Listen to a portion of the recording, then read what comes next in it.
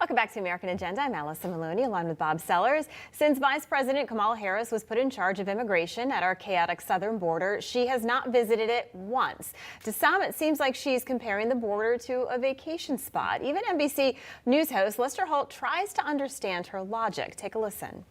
Quickly put a button. Okay. Do you have any plans to visit the border? At some point, we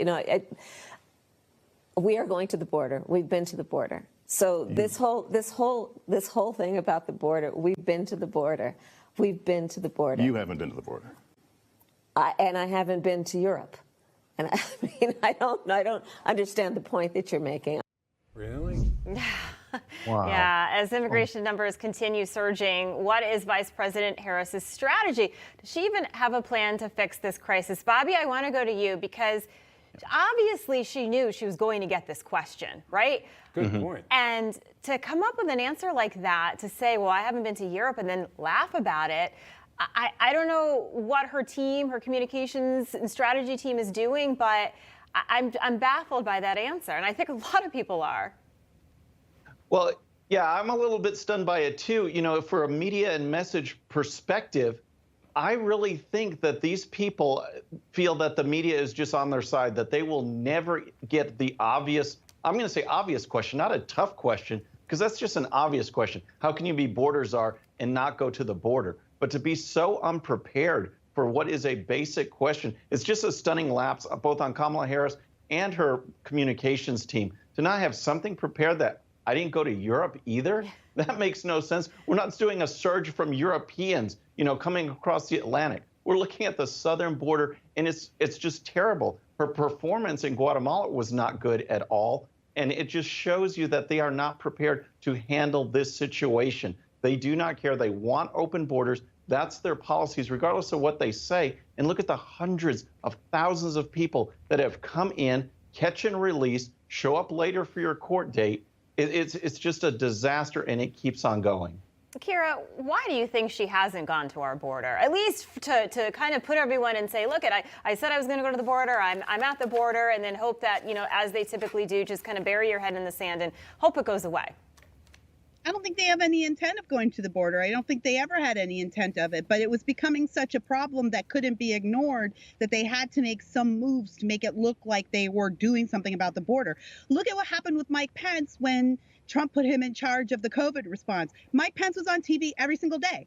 We saw him every day. He was there giving an update. He was multiple times a day. We haven't seen Kamala do anything. And then she has this horrible answer, almost defensive about this question that, as you pointed out, she clearly had to know was coming. And I'd like to point out that later on that day, she went to speak to the Guatemalan government, and she put on her sad face, her lugubrious face, and said, don't come to the border. And it was like, why can't they come to the border? You're not there.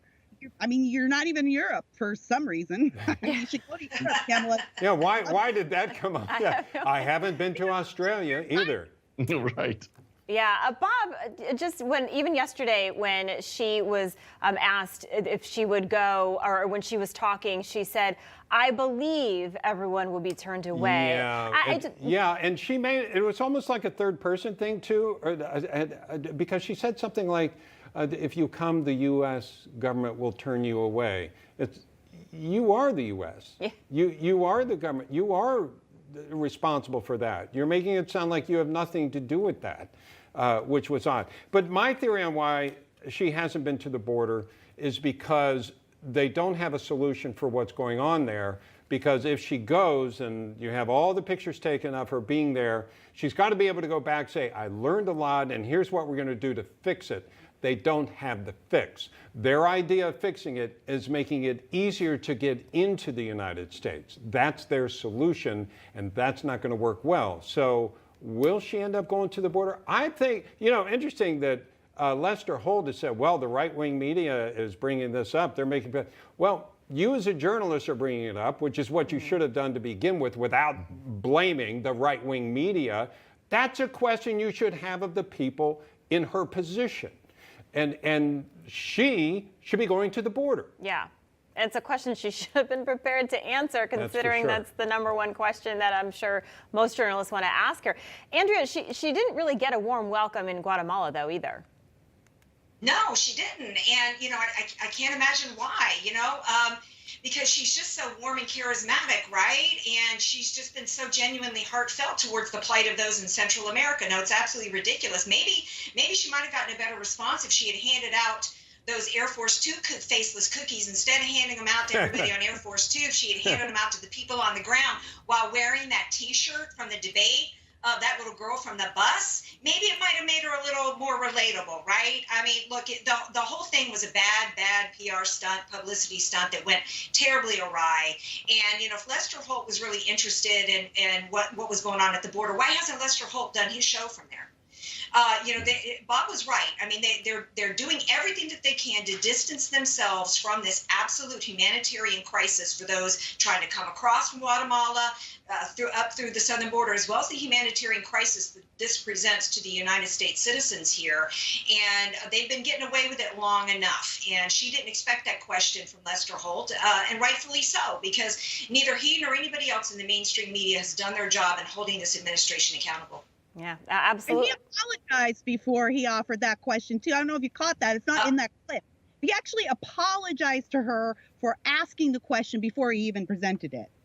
Yeah, it's so interesting to watch certain media outlets and how they treat Democrats and the questions, and even just watching in the press room. Emerald Robinson is there every day. And well, just actually, she's not always there, and that's one of the reasons they're careful on how they ask the question, because they don't want to be kept out of that room. Right, because they get softball questions. We see it all the time. Hey, I'm Rob Finnerty. Thanks for watching. If you enjoyed this video, please join the conversation in the comments below. Don't forget to subscribe, too. Hit the bell icon to be alerted to breaking news. And remember, there's a whole lot more on Newsmax TV, America's fastest growing cable news network. Newsmax TV, we're real news for real people.